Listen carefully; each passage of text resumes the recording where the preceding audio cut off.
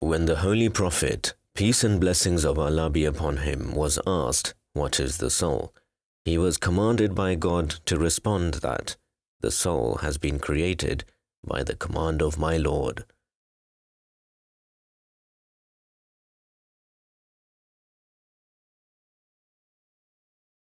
When the seminal fluids from the male body and the female body come together, they form a type of blood clot, and thus the sperm starts to develop into an embryo.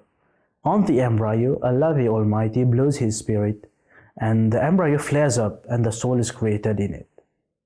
Allah the Almighty says, "Be," and it is, and it comes into existence.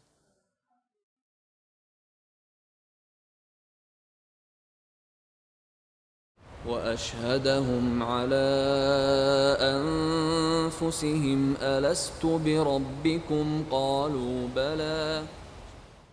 This means that the human soul bears inherent testimony that God is its creator. Thus, the soul naturally loves its creator, as it has been created by him. When a soul is created, it is endowed with the faculty of an eagerness to find its creator and to love the creator. So each and every human being as everybody of us have a soul, so it is in our nature to try to find our creator who has created us. Though many people nowadays, they claim that they have become atheists and they don't believe that there is a creator. Actually, inside they know that there is a creator, they just deny the existence of that creator due to many reasons. It could be they've followed the wrong teaching, so they found the many mishaps in life to be unfortunate, to be difficult to accept. Thus they deny the creator verbally, but inside they know that there is a creator, because the soul with its faculty wants to find that creator, wants to have a recognition of God. But as there's a deep relationship between the human body and the soul, sometimes whatever we learn, whatever goes through our brain or our hearts, it can affect our soul also.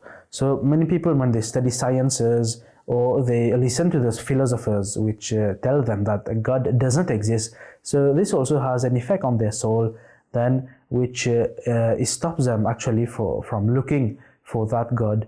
The soul's does not have the same eagerness to find its creator as it had before they had listened to those philosophers and those scientific researchers.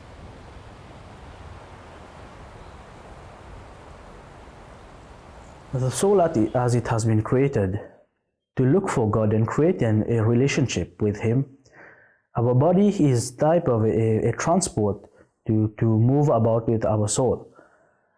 Thus, the soul helps the body to do the good actions and try to become pure, as we have three stages of soul, or of nafs as we call them in Arabic. There's nafs amara, nafs lawama, and nafs mutmainna. The nafs amara is the soul at rest, like the worst state a soul can be, like without any moral values. Then there is nafs lawama. Actually, the nafs lawama is when the soul reproaches the body for every bad thing it is doing. Like, this is where our consciousness comes into play. The importance of the soul also is to reproach us if we are doing anything bad. Then as we progress to the nafs mutmainna, everything good comes automatically, everything pure comes automatically, and the person doesn't think even about doing something bad. So the soul, not only it looks for God, but in its search for God, it reproaches the body of any wrong thing it is doing.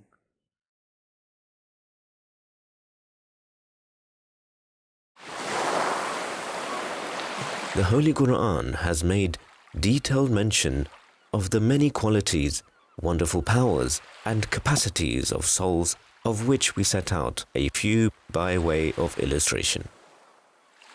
The faculty of eagerness to acquire knowledge and insight.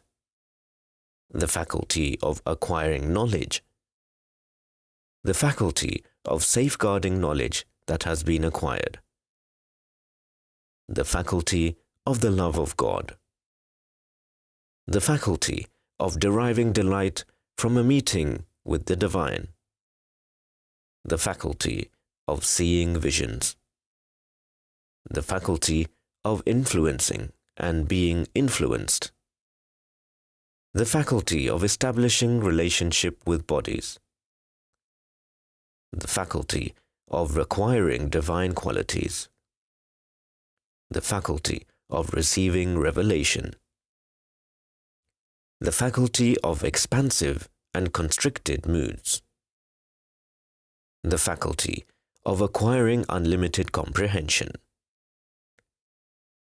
the faculty of taking on the color of the manifestation of the divine, the faculty of reason whereby to distinguish between beauty and imperfection, the faculty of receiving impressions and being influenced by them in contrast with the bodies to which they are related, the faculty of acknowledging the existence of the true Creator, the faculty of manifesting new qualities in a combination with bodies and their special shapes, the faculty of mutual attraction which might be designated magnetic power, the faculty of immortality, the faculty of maintaining a special relationship with the particles of the departed body which is manifested to those who have experience of visions. There are many other faculties of souls which are set out in detail in the Holy Quran in a delightful and excellent manner.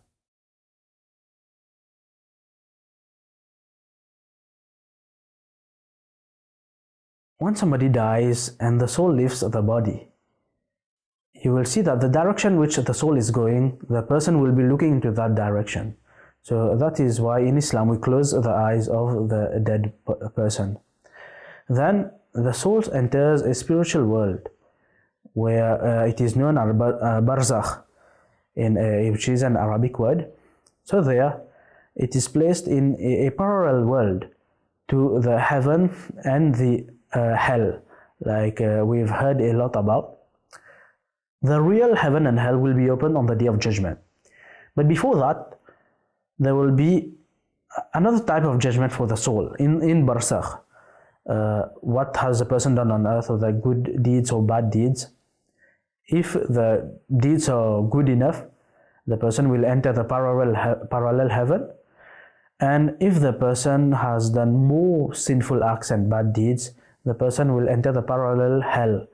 And this hell also is for our reformation, not entirely punishment, though it is a type of punishment, but it is more of a reformation. Then once the reformation of that soul has been completed, the soul will enter the heaven, whether it is before the Day of Judgment or after the Day of Judgment. Naturally, every human being has a passion or some desires, which are not every time necessarily good. And these passions can lead us to sinful acts. And those sinful acts, they have an impure effect on our soul. So now that our soul has become, that there are some impurity on our soul.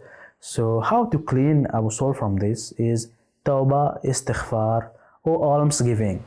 And any other way to ask forgiveness from Allah can make our soul pure again.